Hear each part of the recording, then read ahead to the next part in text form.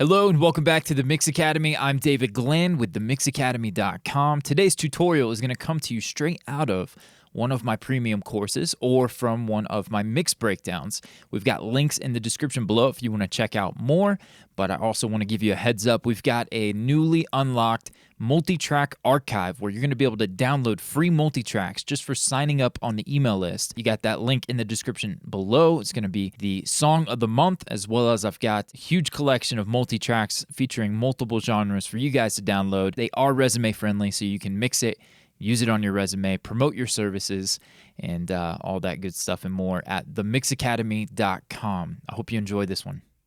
So the toms were pretty well recorded. A little duddy, a little boxy. It's kind of expected with most tom recordings. Here are the toms.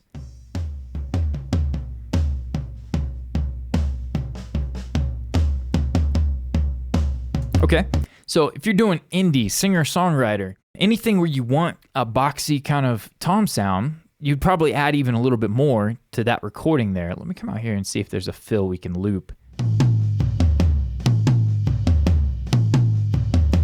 Yeah, so I wanted to EQ them. For the floor tom, I wanted a little more stick hitting the head sound, maybe a little more rumble, but mostly just a little more click. You can see that's almost 10 dB at 1.6, excuse me, and then 6K, another 7 dB there. So let's take a listen to that floor tom. Here's without the EQ.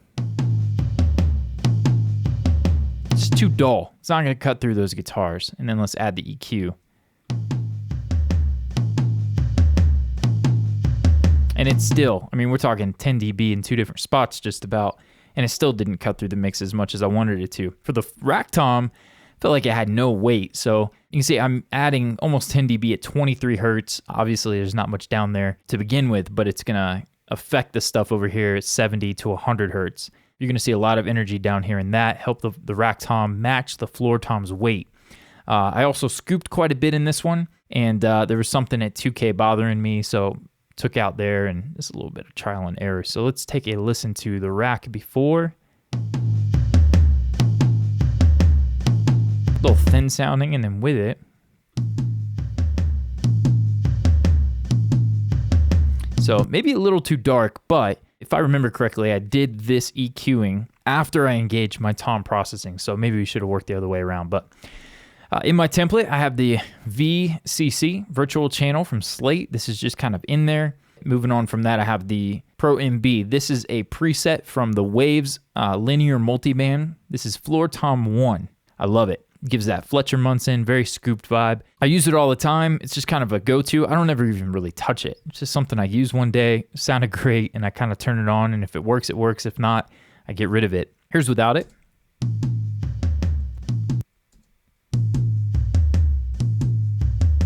So it's taking out a lot more mid from this one. And moving on, we got the tape saturation.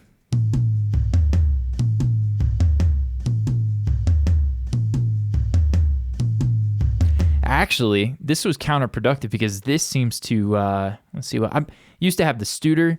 I threw this on. I need to dial it in because this said, 30 IPS, that should be leaving most of the top end alone. I'm not getting much of a difference with those. I'm used to more dramatic changes with the universal audio one, but without it, I don't know. I like it rounds them out a little bit. We definitely get that attack back because I introduced Neutron from Isotope, and it's a glorious transient designer, the multi-band transient designer. For you, for the longest time I used Alloy 2. This could be that for you, but I'm just changing the attack. I'm increasing the attack in the low end and the top end differently.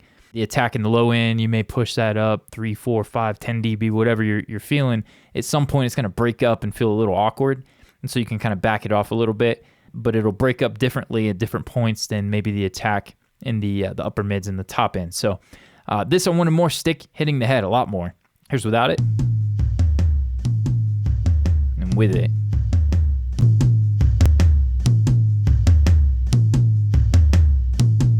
So you're definitely getting more attack, and then I think I went for even more. So more scooped, more top end. And this would probably be, I probably mixed it into the drum kit in the context of the mix was like, whoa, and added this EQ on the back end, took a little bit of that fatness out, scooped on more, and then added some top end. After getting the blend between the overheads and whatnot, I could definitely remember adding this on the back end and blending that in with the rest of the kit. So, and then we had the room mics.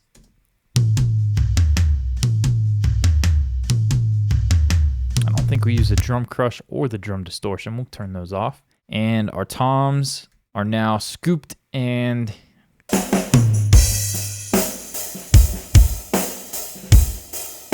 snares muted.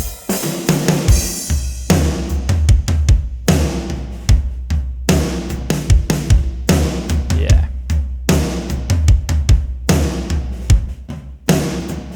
Without the processing. And you may dig that. That to me sounds a little more like coated heads. I wanted it to sound a little more like clear heads. Very scooped, lots of stick hitting the head coming in. Definitely shifted that EQ and brought those out.